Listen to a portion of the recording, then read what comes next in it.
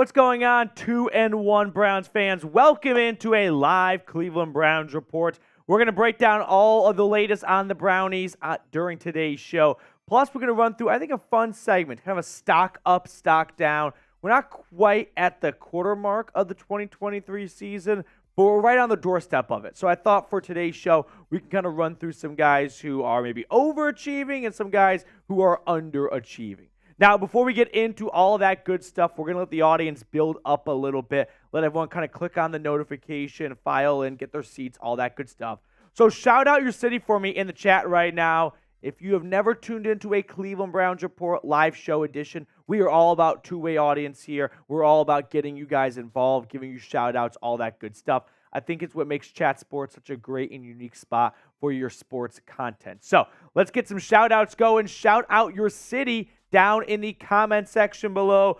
Cool Guy, as usual, is tuning in from Maryland. Ty Man, the Buckeye, what's going on, dude? We'll answer some of your hard-hitting Chat Sports questions at the end of the show, so stay tuned for that, my man. As always, though, watching from Ohio, Emmett Kraft is in Las Vegas. Emmett, are you from Las Vegas? I don't feel like you said Las Vegas before, or you were just there at the moment. We got Oklahoma City in the chat. Mr. G is watching from Keller, Texas. Unfortunately, Pittsburgh from someone. Am I seeing Ghana? I don't think that's how you spell Ghana, Garrett. Lincoln, Nebraska, formerly in Akron, Ohio, though, for Kimberly Hurst. Bill was born in Cleveland. I've got Mr. Reed, or Mrs. Reed, I should say, in Worcester. Joshua Miller, as always, tuning in from Southeast Michigan at the home office for Joshua Miller Incorporated. We got someone in the Philippines watching from Manila right now, maybe. Skadoosh, what's going on, dude? Straw Hat Tony, Orlando, but born in Cleveland. Jersey Dog, as always, from South Jersey. I've got Mark from Wadsworth. Joey is over in Oakland, California. I've got Ross, Vegas, Nevada from Brent, California. Cool Guy, I'm down in Australia, not. We got Western West Virginia and Ohio. Wow, someone is getting through the North Korean servers and tuning in from Pyongyang, North Korea. I don't think Kim Jong-il allows YouTube over there. So credit to you as a Browns fan in North Korea, going through a lot of work to try and get to a live show like this one. Oh, we got a super chat coming in, and maybe it's just me nerding out over the YouTube side of things. I think that's a new YouTube update. The super chats now aren't square. They're kind of rounded edges. Is this new today? I have not seen this before, but I have seen Joshua Miller super chat before. So what's going on, Josh? Shout out to Josh Dobbs' big win. Yeah, the Cleveland Browns third-string quarterback took down the Dallas Cowboys. I think that's a win for the Browns. I think Cleveland is 2.5-1. Can we all agree? We have Trace Gerard, our producer for today's show. No mic in this new studio. Oh, no. There is no mic. Okay, well, we don't have Trace Gerard.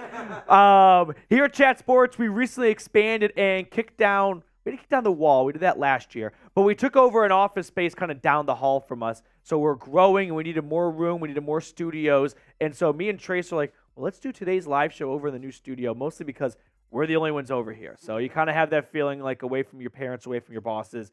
And the new studios are not fully moved in yet. And unfortunately, we just learned something that's not moved in yet, and that's a microphone for the producer. So Trace is he's in Pyongyang, North Korea.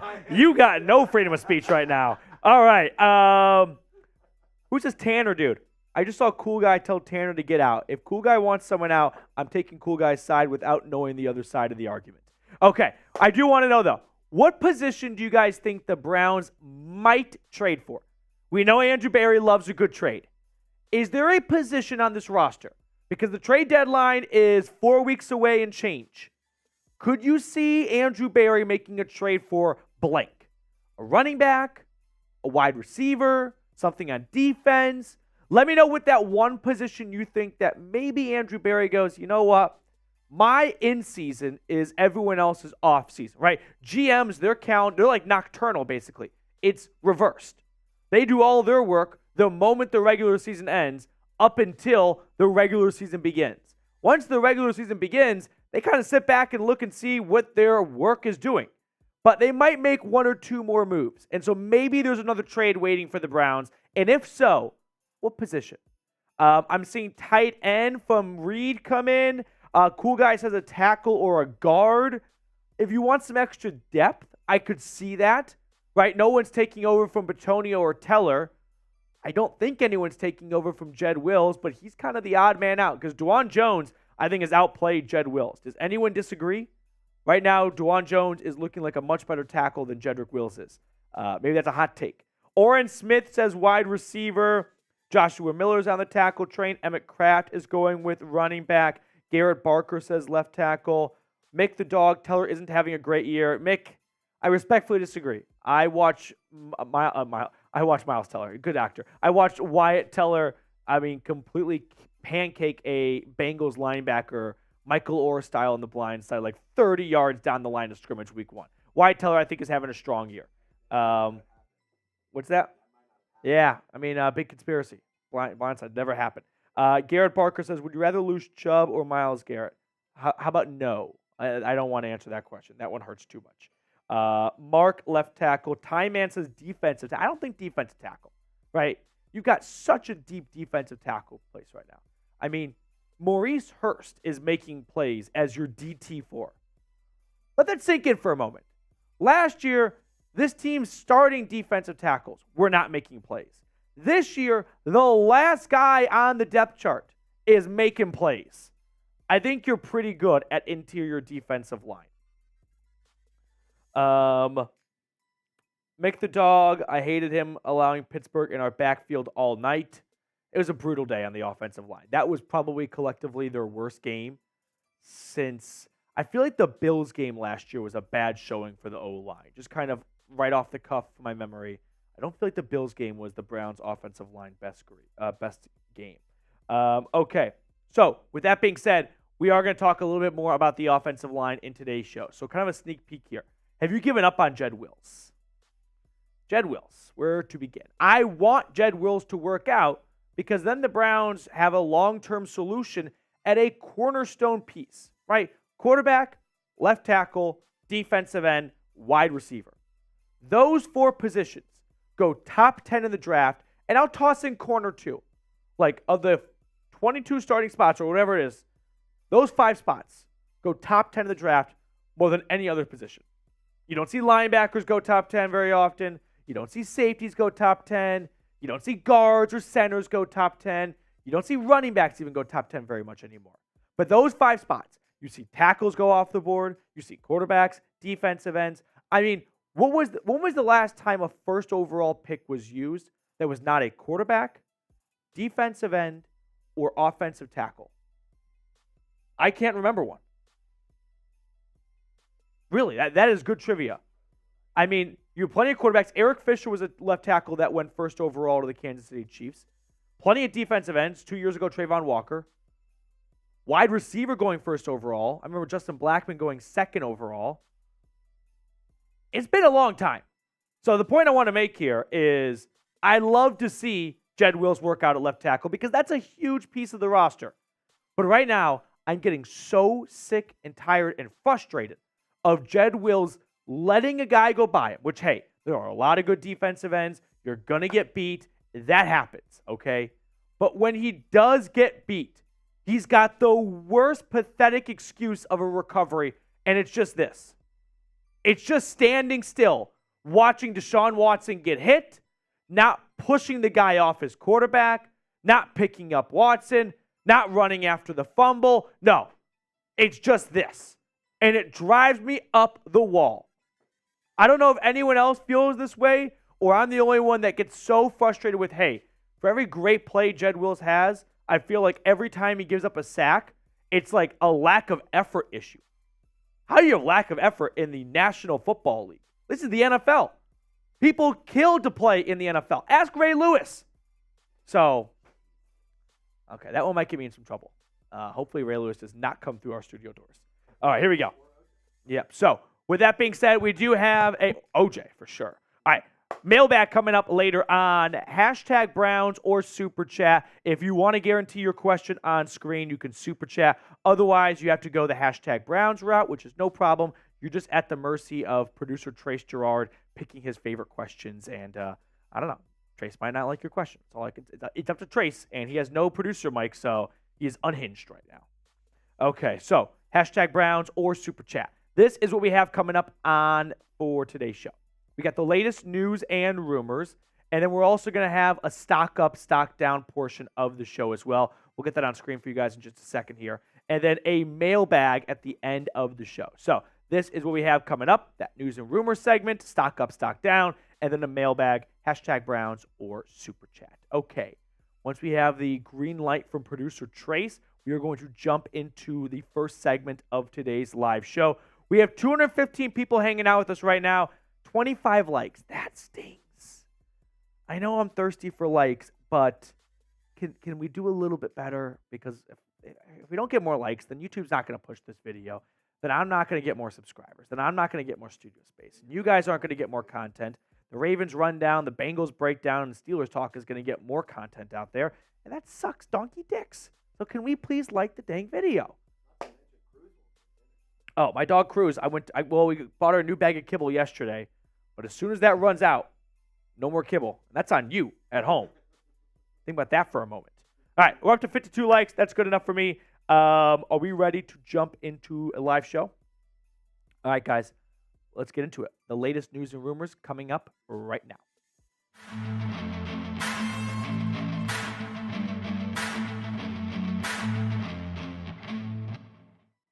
We've got plenty to talk about on today's show, but as important as that Week 2 game against Pittsburgh felt, I'm already building up this Ravens Week 4 game.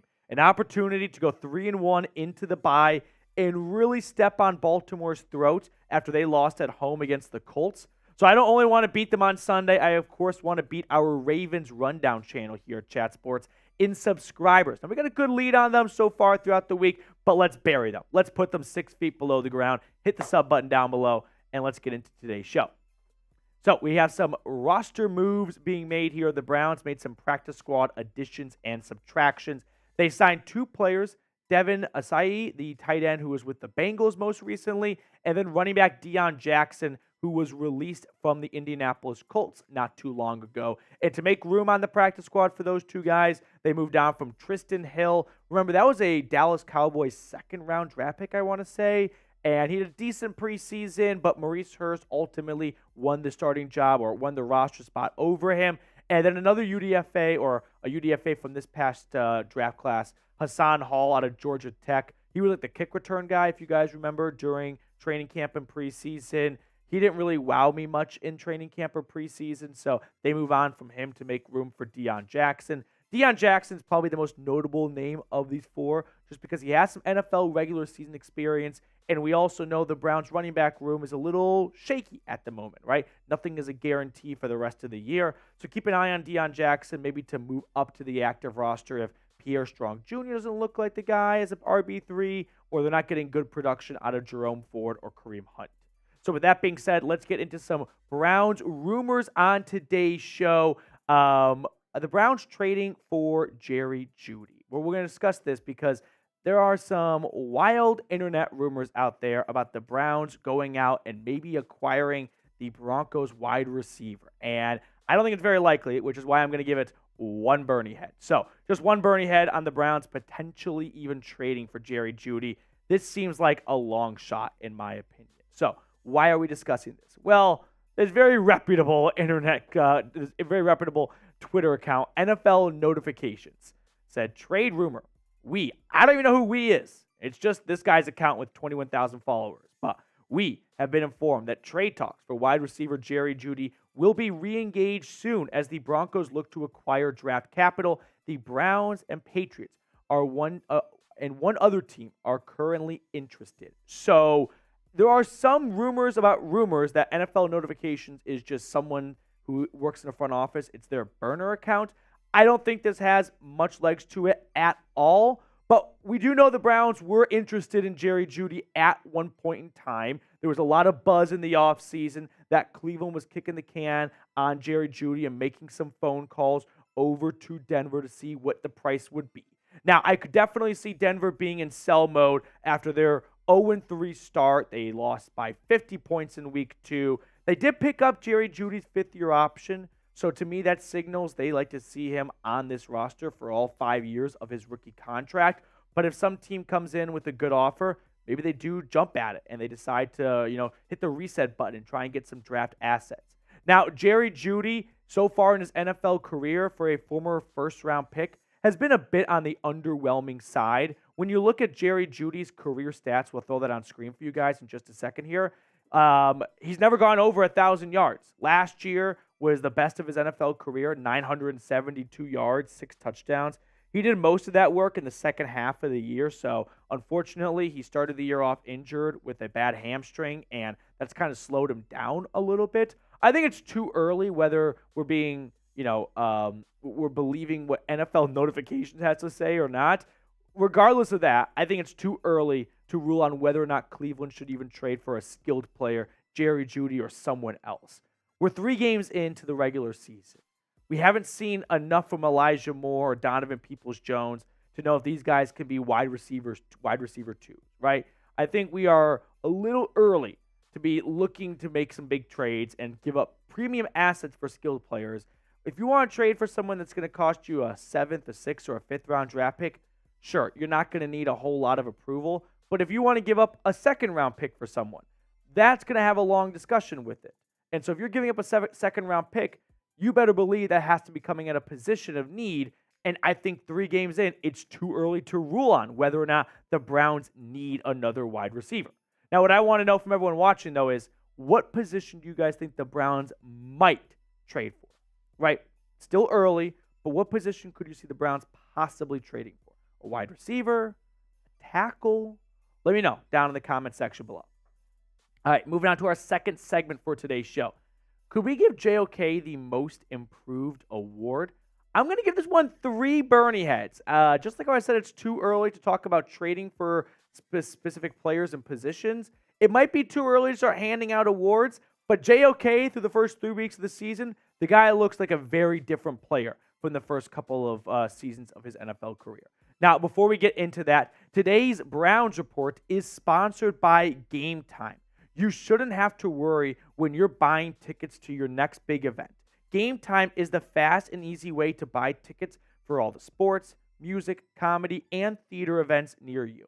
If you're trying to catch an upcoming Browns game, or if you want to see a concert or just another sporting event in your area, Game Time is the place to visit first. What I personally love about Game Time specifically is the ability to get last-minute tickets for the lowest price. There's nothing better than when you're with your buds, with your pals, with your friends, and a spur-of-the-moment idea comes in of, hey, let's go to the Browns game, or hey, let's go catch a Cavs game, whatever it might be. But then the party comes to an end because tickets are so expensive and you don't want to, cough up that much money. But with Game Time, you can do that without breaking the bank.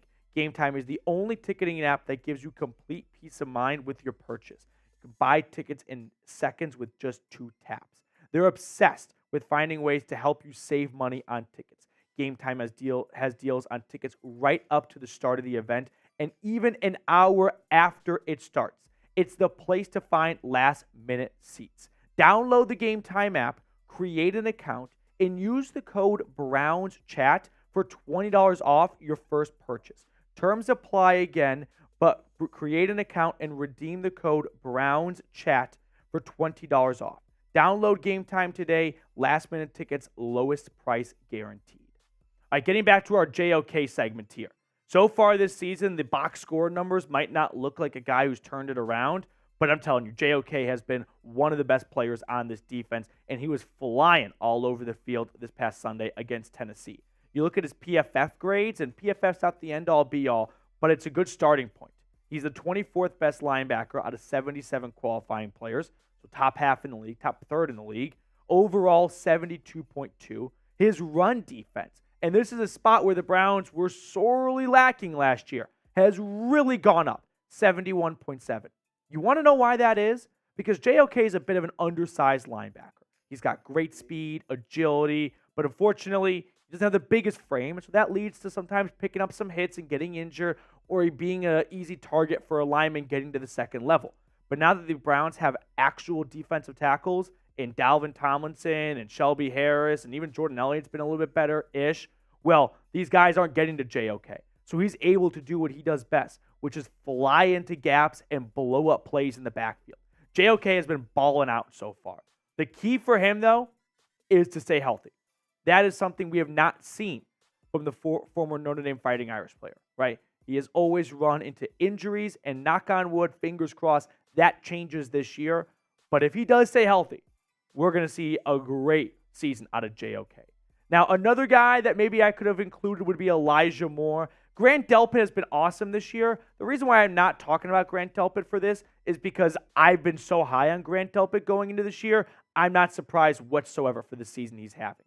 Elijah Moore, though, 15 grabs, 128 yards, 6 carries for 23 yards. I think more is to come. You saw a lot of touches for Elijah Moore in week 3. The offense is starting to get into a rhythm. You're going to see a lot more from Elijah Moore the rest of the way. All right, moving on to the final segment for today's episode. So the Browns go out and sign La'el Collins. I'm going to give this one just one Bernie head. I don't think this is something the Browns are going to pursue. I saw some chatter online about whether or not the Browns could pick up the phone, add Collins, maybe replace Jedrick Wills, who has been lackluster so far, to put it lightly. I don't think it's going to happen. Adam Schefter, for the background on the story, in case you're not familiar, tweeted out former Bengals offensive tackle La'el Collins, who missed training camp on the active PUP list while rehabbing from a torn ACL, Adam, and torn MCL, passed his physical today with Dr. Neil Attaché. Collins expected to soon find work. So La'el Collins is a very experienced player. He had a long and successful career with the Dallas Cowboys. He has 86 starts under his belt, but he has been a right tackle. He's a little bit experienced at left guard, but the Browns don't need a guard. If there is one position where if we wanted to add an improved player at, it would probably be left tackle. I'm not interested in signing La'el Collins to replace DeJuan Jones. Now, DeJuan Jones has been kicking ass and taking names so far, but the guy did suffer a major injury, and he looks to be ready to roll. I'm not quite sure what the backstory was in Cincinnati and why they moved on from him, but Jedrick Wills so far, the guy needs, he needs a wake-up call. He has not been a good tackle in 2023. PFF has him ranked 64th out of 68 players. That's bad. That's really bad. Overall grade, 47.3. Pass blocking has always been better than his run blocking. But for me, it's the effort and a little bit of the attitude. And maybe I'm out of my lane because I don't know Jedrick Wills personally. You probably don't know Jedrick Wills personally. But just what we can kind of gather from watching on Sundays and whatnot, and kind of what we hear in a little bit of the Walls and Berea talking, it's that every time Deshaun Watson gets sacked, Jedrick Wills has this most infuriating, stupid posture just standing there. Just like, oops, like, do something, right? At least show, like, you're making an effort. At least try and go and push the guy off your quarterback, pick up Watson, jump on the ball. No, the moment he gets beat by a defensive end, he's flat-footed and he's all shoulders. Come on. It drives everyone nuts. And I don't know if it's clearly an actual effort issue, but he needs a wake-up call because this is the NFL, the not-for-long league. And if he does not improve, I don't know what to say. Now, I did mention DeJuan Jones earlier, and DeJuan Jones is a player I have no interest in replacing. While we talk about the offensive line, DeJuan Jones has been awesome filling in for Jack Conklin. He's getting better and better by the week. He's a rookie 4th-round pick that is hanging with the big dogs. You look at his PFF grades so far, they're not awesome, but they are definitely improving. 55th out of 67. He's been better than Jedrick Wills, for crying out loud, in his first season just through 3 weeks.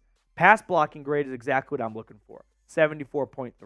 Sure, you'd like to have Jack Conklin, who's an excellent run blocker, out there, but for now, if I'm asking for my rookie backup offensive tackle to fill in at right tackle, it is protect the quarterback. Like, we can focus on the run game another day, but just make sure our quarterback does not get killed. And that's what he's done. Only 5 pressures allowed and 0 sacks allowed as well. Now, what I don't know, and maybe someone could answer this question for me, is why can, in my opinion, the best offensive line coach in the NFL, Bill Callahan, mold DeJuan Jones into a starting caliber player as a rookie? But here we are, 4 years into the Jedrick Wills experience, and he's not looking like he's anywhere near a franchise left tackle. Is it truly an effort and attitude issue with Jedrick Wills? Was he just a bad football player? I really don't have the answer to this question. This is a question I would love to have answered. Because if it is answered and it's resolved, the Browns are good moving forward. They've got a cornerstone piece locked up at left tackle. But if not, they picked up his fifth-year option, and they are tied to him. Well, sort of tied. They traded Baker on his fifth-year option, but more or less tied to him this year and next year.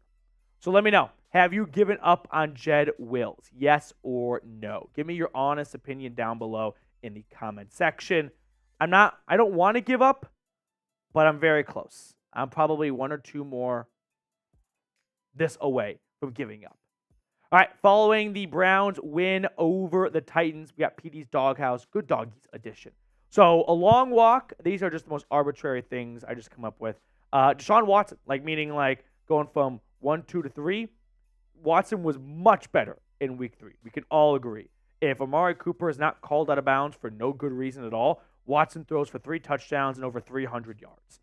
Extra treats, how about Jerome Ford? Just the running back room itself, bouncing back following the Nick Chubb injury. They weren't perfect. They weren't spectacular, but they got the job done. They had some good rushes. They had some good moments. So just some extra treats going to Jerome Ford. And then no leash. You know that psycho in your neighborhood that walks their dog without a leash, and they think they're impressing anyone, but they're not? That's Amari Cooper. Amari Cooper really rose to the occasion. He knew that someone had to step up with Nick Chubb not in the backfield, and number 2 took over. So that's my doghouse following week 3. Hit me up on Twitter, by the way, at Matthew PD. I'm always talking Brownies over there, so if you're looking for more Browns content, follow me over on X. Have you given up on Jedrick Wills? Let me know down in the comments section. Tim Green, bring back Joe Thomas. Tim, if there is one player from a former Browns player to bring back, I think it'd be Joe Thomas. Do you need a left tackle the most? No.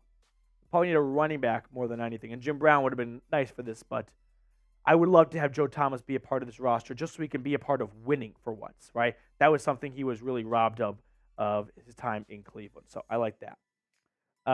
Joshua Miller, we got some questions coming in. Darnell Johnson says yes, though. So what do you guys think? Have you given up on Jedrick Wills? Emmett says yes. Kimberly Hurst is giving us a random player. Cool Guy says yes. I'm very close. I'm holding out because I want it to work. We all want it to work. But gun to my head, I don't think Jedrick Wills is here for a second contract. And that's kind of the measuring stick more often than not, right? Is this someone the Browns see long term? Is this someone teams see long term? They give you a second contract? Yes. If they don't, they kind of say, thank you for your services. You gave us good play on a cheap rookie contract. We're going to go reset the button and draft a new rookie. And he can hopefully give us the same amount of talent and production for a lot less cost. Scott Zappa's in the chat. What's going on, Scott? Ty Man says yes. Keith, what's going on, dude? Did you have a good time at the game? I got to envision going to that kind of environment, crowds into it. That had been a blast. I'm jealous, Keith. David Washington. Isn't Jed Wild originally a right tackle? So, yeah, he played right tackle at Alabama. He's been in the NFL for 4 years now at left tackle. One would hope he would have kind of figured it out at this point. So, I wouldn't be shocked if Jedrick Wills signs elsewhere in the future, or they move him to right tackle and he's better. But he at this moment, he's your best spot at left tackle. Okay. Jacob is nearly about to give up. Bryce Jones says yes. We got TZP first live stream. What's going on, dude? Tim Harsh, hell yeah, I'm done with Wills. Okay. Keith raising a good point. Jed was right tackle because he was blocking to his blind side. Yeah, what's going on? Traquan Smith by the Saints just got released. He's got some speed to him, right? Is it? Okay. Yep. Okay, so with that being said, we do have a mailbag coming up later on, by the way. So if you have any questions, hashtag Browns, or if you want to support the show and guarantee your question on screen, super chats are always greatly appreciated. So we got that coming up in a little bit. But first, we're going to get into our stock up, stock down segment of the show. Mr. Gerard, are we ready to jump into this bad boy? All right, here we go. Let's talk stock up. Let's talk stocks. Stock up, stock down, baby. Stocks all the way. To the moon, Doge style. Here we go. Today's Cleveland Browns report is sponsored by HexClad. If you want to improve your dishware game, while also getting 10% off these awesome pots and pans. Go to hexclad.com/chatsports. I'll tell you more about them later on in this episode. But speaking of today's episode, we are talking stonks, baby, because we are 3 weeks in. So I thought this could be maybe a little bit on the early side, but a good time now that we have 3 games worth of data points to look at. Hey, whose stock is up? Whose stock is kind of down? So with that, let's get started with our first stock up, and it is Grant Delpit. You probably knew this one was coming when you clicked on the video because Grant Delpit has been flat out awesome. I mean, that is really the one-word summary of Grant Delpit in 2023. Awesome. 16 tackles, 2 pass breakups, 1 interception, and PFF has him ranked as the 3rd best safety in football out of 85 qualifying players. I honestly believe after Myles Garrett, and maybe even ahead of Myles Garrett, Grant Delpit has been the best player on this defense. Like, of course, Myles Garrett's been the best, but also, what's that one meme of like, maybe, I don't know. Like, Grant Delpit, he's been balling out. He's been flying across the field. He's been incredible. So, with this, we kind of move on to the next part of the conversation, which is, I want Grant Delpit in Cleveland for more than just 4 years of his rookie contract. And I would not be opposed for Andrew Berry to make a midseason contract extension. What could it look like? This might be on the higher side. Juan Thornhill signed a 3-year, $21 million contract for comparison. But what if you gave Grant Delpit a 4-year, $48 million extension? That's $12 million a season. You guarantee a little bit under half of it. So if things don't pan out for whatever reason, it's more like a 3-year, $22 million contract, which is basically what Juan Thornhill just got. So I'd love to see Grant Delpit stay in the dog pound for a long time. I mean, I'm filming this right now during our live show on Tuesday, and he was at a school today hanging out with kids, doing some charity work and whatnot. And that is just someone you want in your community for a long time. That's the kind of stuff that warms your heart up. So I want number 22 with the Browns for a very long time. So let me know, should the Browns extend Grant Delpit? It's all roses right now, so it's pretty easy to say yes. But if for whatever reason you don't think Grant Delpit is worth that kind of contract and that kind of longevity and commitment, you can disagree down below. I want to know your opinion, though. Stock down. Jedrick Wills. This is a tough conversation to have because it's a first-round pick at a very important position, the left tackle. But Jedrick Wills, unfortunately, is not improving. If anything, he might be regressing. It's still early, just 3 games in, and he faced some good defensive lines in Pittsburgh and Cincinnati and Tennessee, but he's been one of the worst tackles in football. He's ranked 64th out of 68. His overall grade is 47.3. For PFF, what I love to say is add 10, and that's kind of like your school letter grade.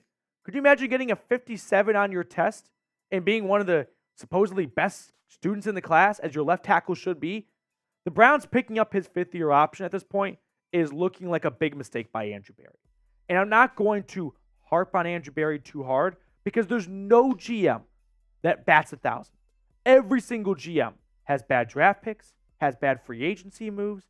It's just a guessing game at times. And they get it wrong a lot. It happens. Go look at the best teams in football. Go look at the Bill Belichick drafted Patriots. They missed on guys. Unfortunately, I think this might be a miss for the Browns. Jedrick Wills is just not looking like a guy that you want to see stick around for another season on a very expensive tab as well. I was optimistic. I was, if anything, I wouldn't say supportive of picking up his 5th-year option. I just kind of knew the Browns were going to want to keep this offensive line together and not go searching for a new left tackle. And they didn't have a first-round pick next year, so they weren't going to get a really good one in the draft. And they might not have wanted to break the bank one for one in free agency.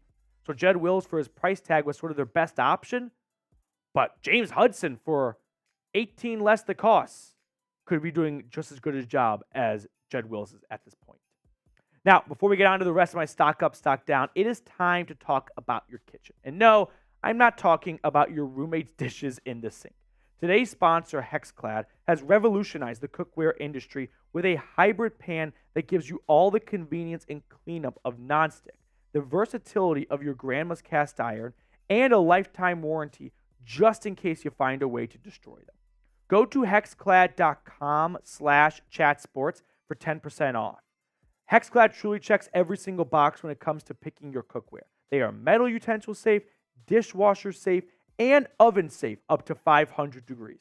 Now, you don't have to just take my word for it, for example. You might have heard of this guy. His name is Gordon Ramsay. Yeah, celebrity chef Gordon Ramsay also uses them at home too, saying, the sear I can get with these pans is incredible, with absolutely no stick. The temperature control is utter perfection, and the cleanup is effortless. I love using HexClad at home. They're also the sexiest pans on the market, so you can score some points at home as well. It's time to stop ordering delivery food and start cooking like a big boy with HexClad.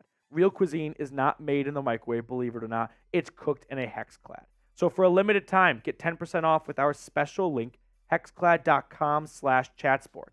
That's 10% off at hexclad.com/chatsports. That link is also in the comments and the description of today's video. My second stock up player, I'm going to go with JOK, Jeremiah Owusu-Koramoah. He has been lighting it up so far this season. He has been one of the best players on this defense, which, let's be honest, everyone's been balling out on defense. There's no stock down for any player on defense at this moment.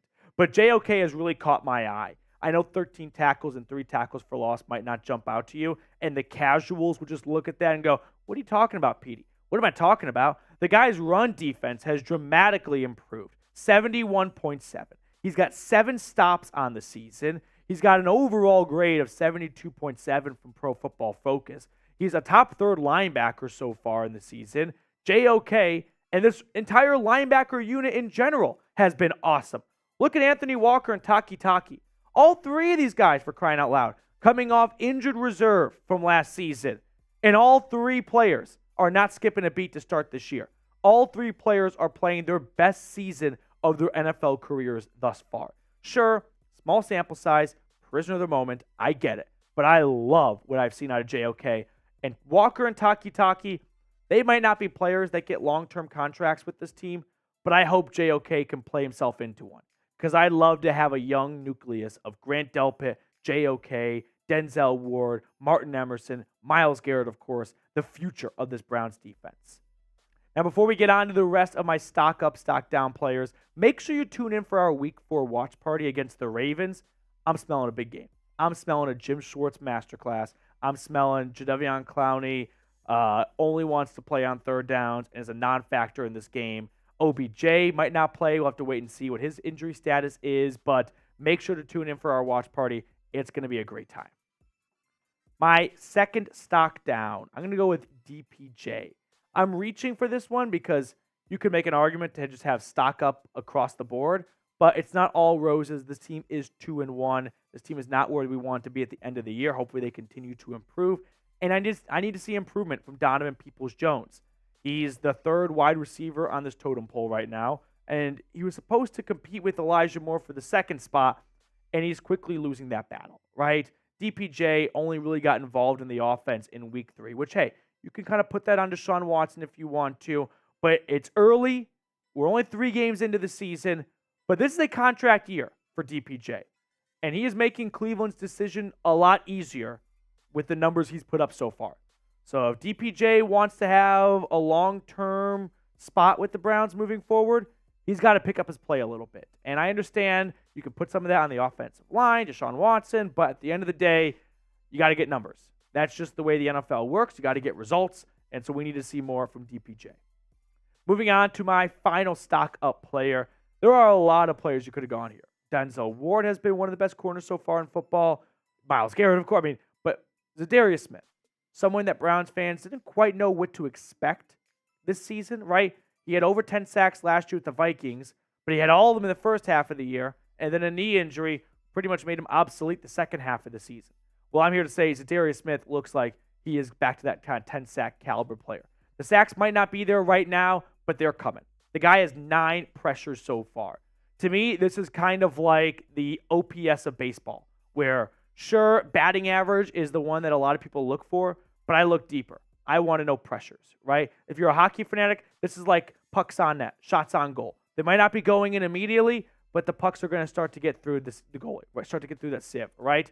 So you look at the 3 big edge rushers for Cleveland. Myles Garrett leading the way with 18 pressures. That's no surprise. But look at Zadarius Smith. 9 pressures, still looking for that first sack, but he's been close. He almost had Joe Burrow on the first play of the game of the season. Owusu-Koramoah, he's also been phenomenal. It's a blessing to work opposite of 95, and you can see how it pays off. He's got 1.5 sacks and 5 pressures and 3 tackles for loss. So with that being said, this is not really Browns related too much, but is Andrew Berry going to be the cause for the Vikings GM, Kwesi Adofo-Mensah, losing his job? Because the Browns kind of looked like they fleeced the Vikings for Zadarius Smith. Like, I get it right now. You look at the sacks, you see a big fat donut. You don't think that's an all-time fleece, but it was a day 3 pick swap. And the Vikings could use all the help they can get on both sides of the football right now. And moving on from Zadarius Smith is not looking like a good move for Minnesota. So maybe this could be a short-lived GM stint for Kwesi up in Minnesota, and he comes back to the Browns after that. Who knows? But I do want to know from this question on screen, which offseason addition has been the most impressive so far in your opinion? Is it Elijah Moore, Zadarius Smith, Juan Thornhill, one of the rookies, I guess? Let me know down below in the comment section which offseason addition has been the most pleasant surprise in your eyes. That's going to do it for us on this edition of the Cleveland Browns Report. Thank you so much for tuning in. It really means a lot. I appreciate all of our viewers taking time out of their day to come hang out with me. If you want more Browns content, I'm over on Twitter at Matthew Peterson. All right, which offseason edition has been the best, ladies and gentlemen? I want to know. Bryce Jones says Schwartz. Yeah. If we're just talking like in general, I would agree, Jim Schwartz. If we're just doing a player focus edition, though, probably Zadarius Smith. Dalvin Tomlinson's been good, but he hasn't been lighting the world on fire or anything like that. He's just been what you need Dalvin Tomlinson to be. A tree stump in the middle of the defensive line that occupies a guard in the center. Maurice Hurst has been good. The corners are not new. Juan Thornhill, we haven't seen too much of, so it's a little early to say. I'd probably go with Zadarius Smith. I think that's who I would go with. Nick H. Oh, Keith. Keith with a winner right there. D-Hop. Dustin Hopkins. He's been money. He has been money. Knock on wood, -1 miss against the Pittsburgh Steelers. D-Hop has been absolutely cash money. So, love to see that. Yep. Cool guy. Petey, when do you retire from chat sports? I'm 25. I have no plans to retire anytime soon. You're going to watch me get old on this channel. You're going to watch me get gray hair and wrinkles, hopefully. That's at least my dream. So, hopefully not for a long time. Okay, Dustin Hopkins, yeah. Oh, Josh said it first. All right, shout out to Josh. Good job picking that one up. Okay. So, yes, Nick, I promise. We do have a mailbag coming up next, though. So, we only have one super chat so far. If anyone else wants to toss a super chat in our way, we'll throw it on screen for everyone to see. Like I said before, it's a great way to support the channel. So, if you like what you're doing, feel free to super chat. No pressure, though. No harm, no foul.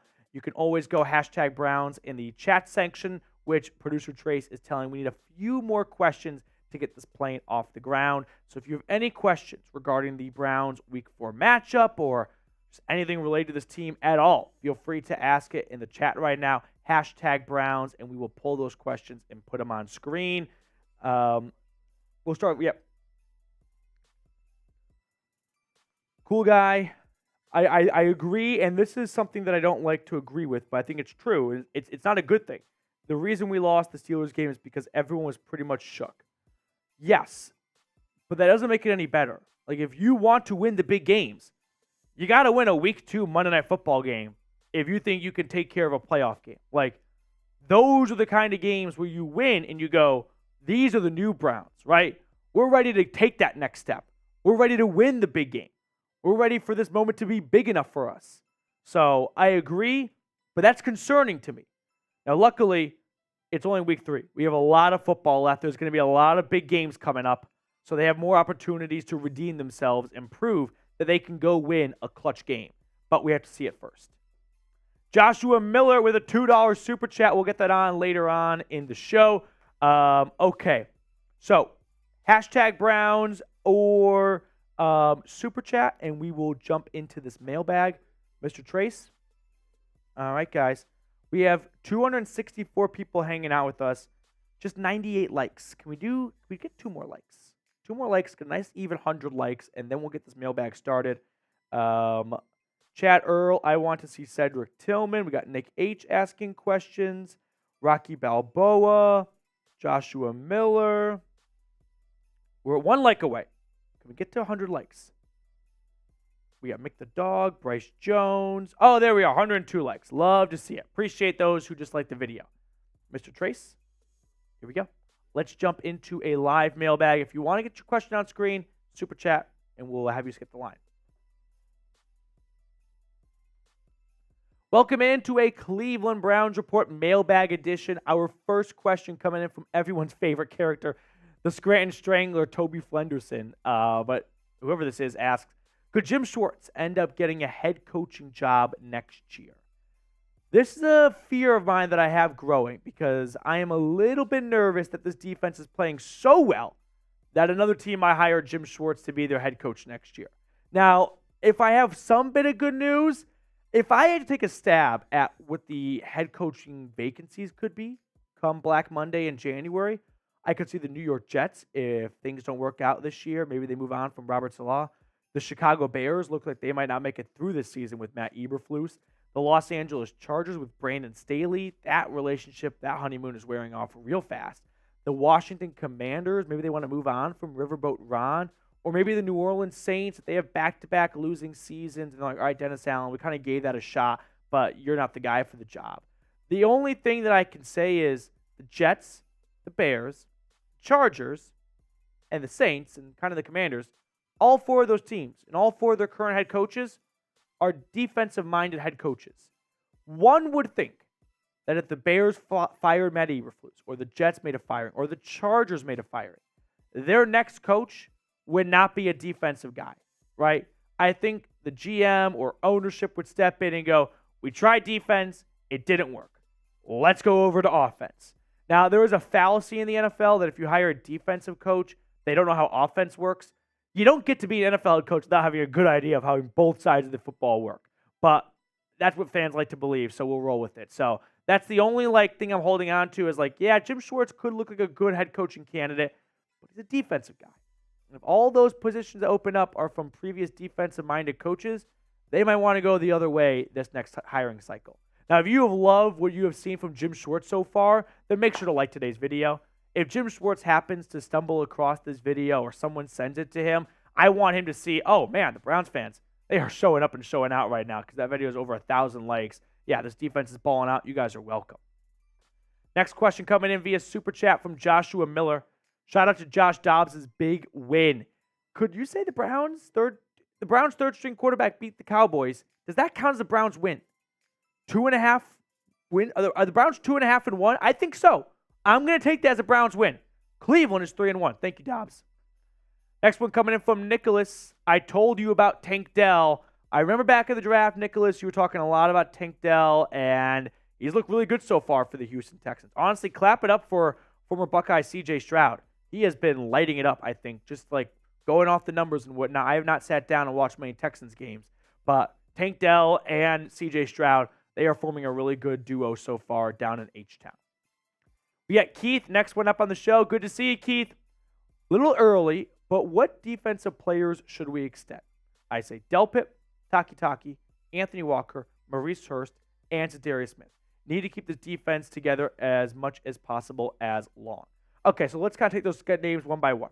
Delpit, I agree. I could see the Browns giving Delpit a 4-year contract extension in October or November.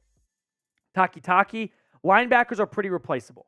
Just the way the game is played right now, I don't think the Browns are going to put a lot of resources into the linebacker spot because their money is so tied up elsewhere. So I don't see Taki or Anthony Walker getting extensions. Maybe it's just another 1-year contract. That wouldn't blow me away. Maurice Hurst, he's a good piece, a good rotational member of this defensive line, but he's not someone the Browns are going to pay a lot of money to. It's just not going to happen for your DT 3/4.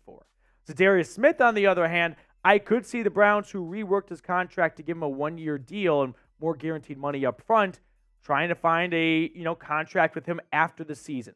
I don't think they're going to try and reach a long-term deal mid-season, he's a little bit up there in the age column, whereas Grant Delpit's a little bit younger. So you try to beat the books, meaning you try to beat the rush of the crowd in free agency that wants to sign Grant Delpit. So you sign him and you lock him up midterm or midseason.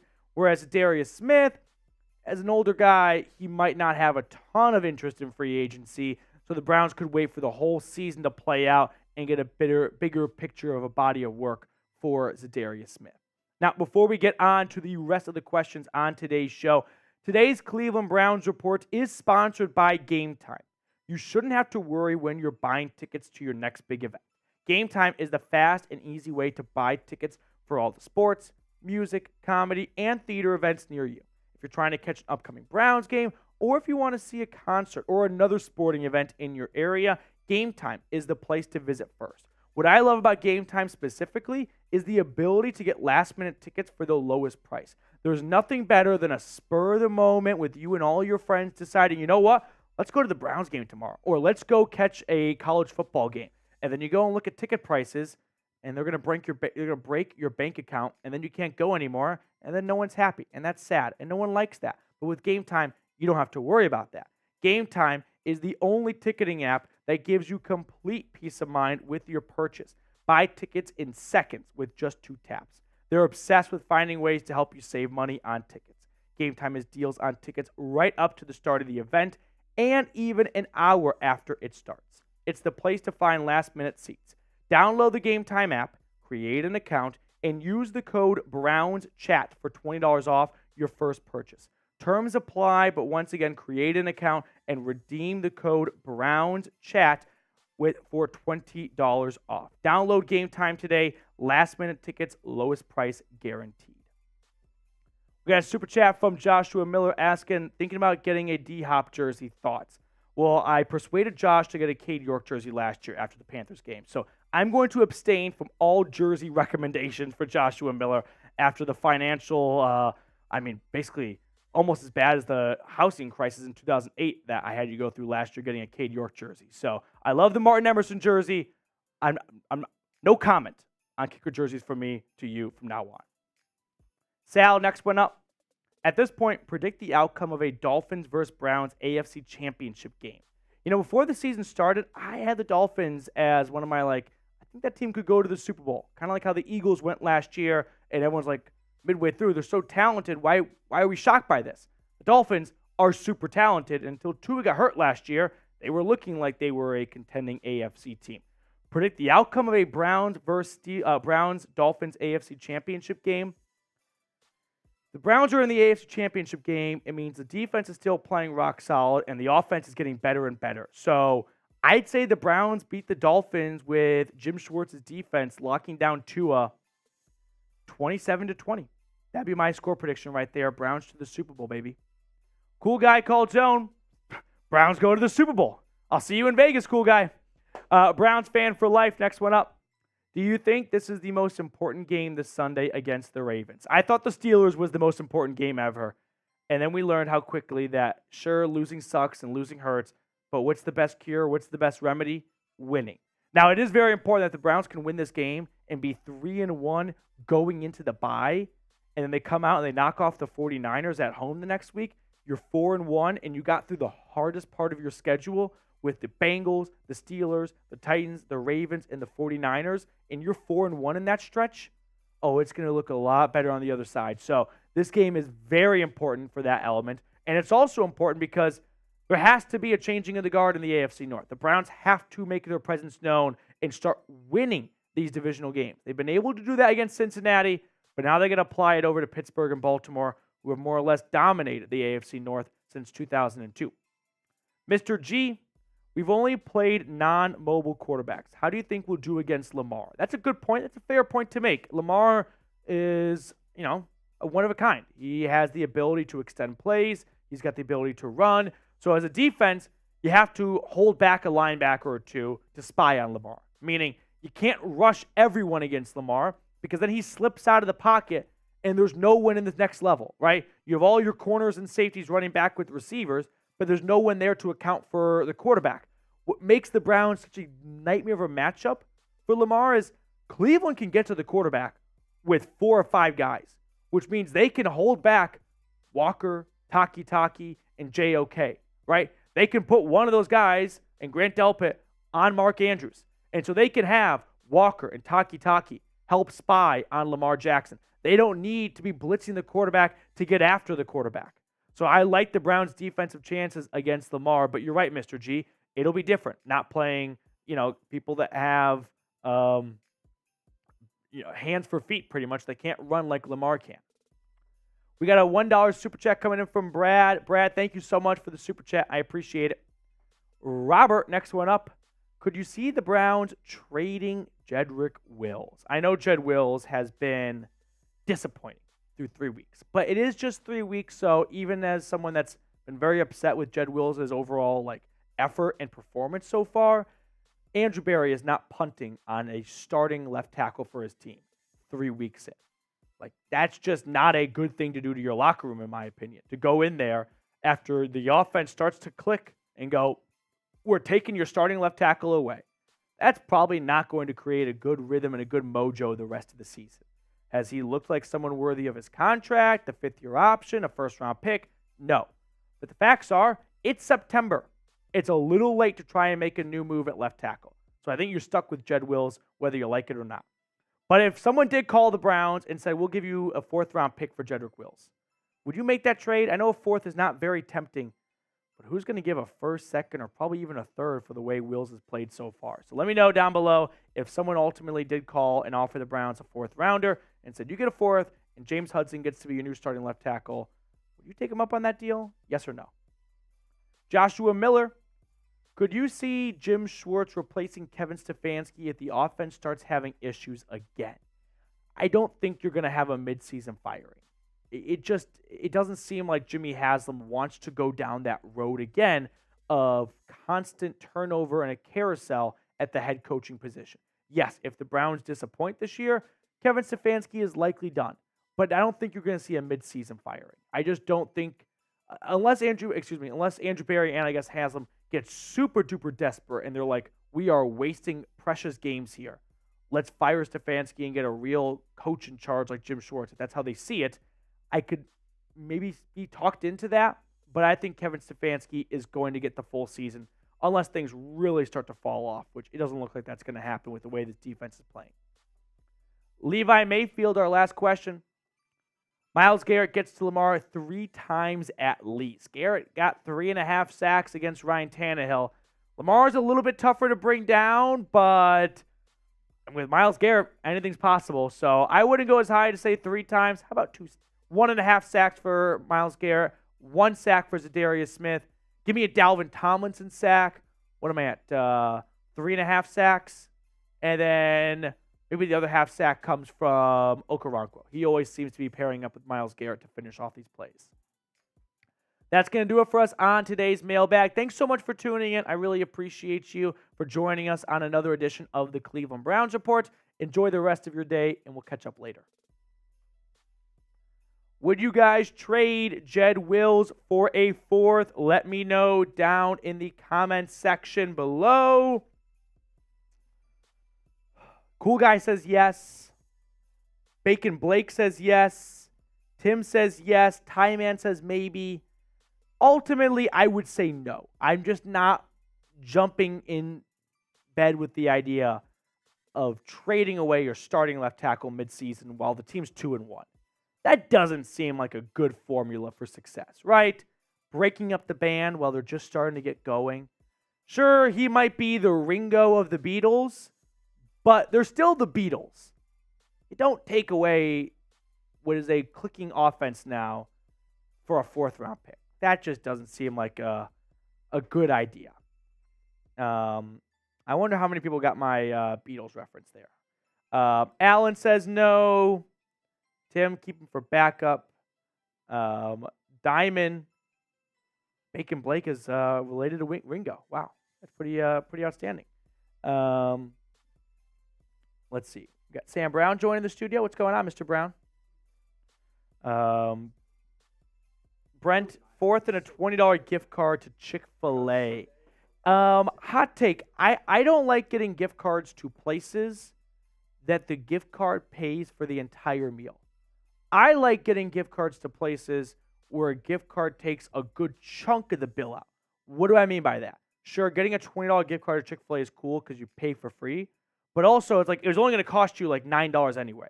Whereas when you go to Texas Roadhouse and you're like, I got a great steak, a drink, and all this, and after tip it cost me $12, like you walk away feeling a lot better.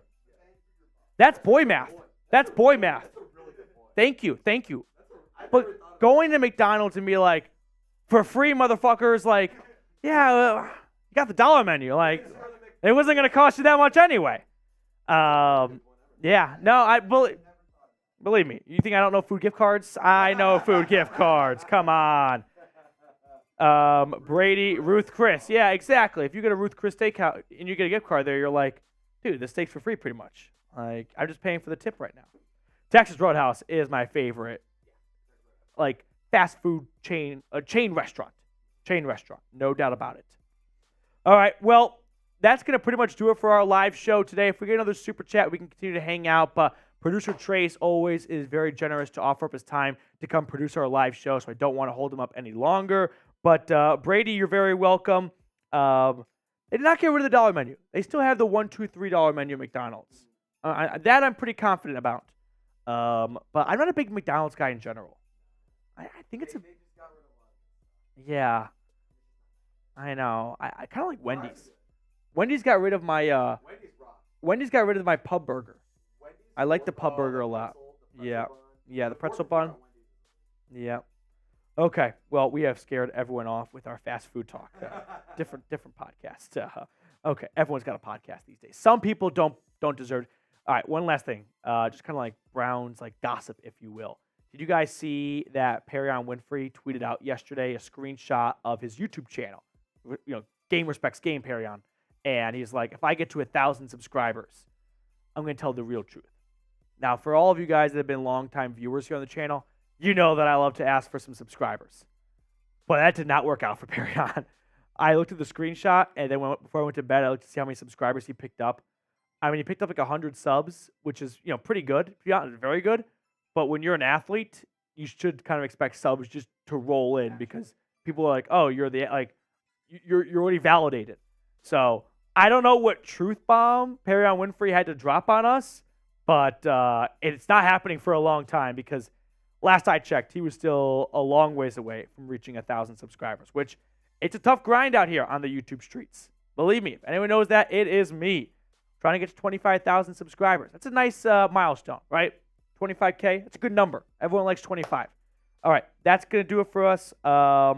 Thank you guys so much for tuning in. Ty Man, earlier before the show started, you were asking some Chat Sports news and rumors type questions here. So I'll answer that question for you here, a little circle of trust, and then we'll get on out of here. So here at Chat Sports, if you guys want the curtain pulled back, like the Wizard of Oz, we have, 25 people at this point now? Started around, when I joined, we were at like 15 or so. So basically, for us to continue to grow, we need more YouTube channels to, be profitable like any business. And that means people have to help out on other channels. So yes, from time to time, I am on other channels and whatnot. But at the end of the day, where am I every Sunday? With you guys. So I think that should answer all questions and put all that stuff to bed. But until we are a big enough entity where we can have people for every single NFL channel, we got to help out. We got to pitch in. We got to do what we can to let this company continue to grow. And speaking of growing, I mean, like I said earlier, we are not just in like new studios today. We're in a brand new like office. Like we doubled our office space. We took over. You know that one scene in like Wolf of Wall Street where they kind of do a quick like what's it called? Like the video where like a little time lapse. Thank you. That's what I'm looking for. And like they went from like a few cubicles to like this giant office.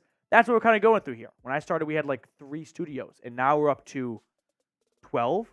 So it's pretty crazy to see. Yep, and we have an office in Cincinnati. So it's awesome. It's great. It's a truly blessing to be a part of it. And it's not possible without you guys. I know that sounds super corny and cliche, but honestly, if no one's tuning in right now, I don't have a job. And so we don't have, more opportunities and studios coming down the pipeline. So shout out to everyone for supporting us here at the Browns Report. I really appreciate it. We are going to sign off now and let you guys enjoy the rest of your Tuesday. And see you guys later. Go Brownies.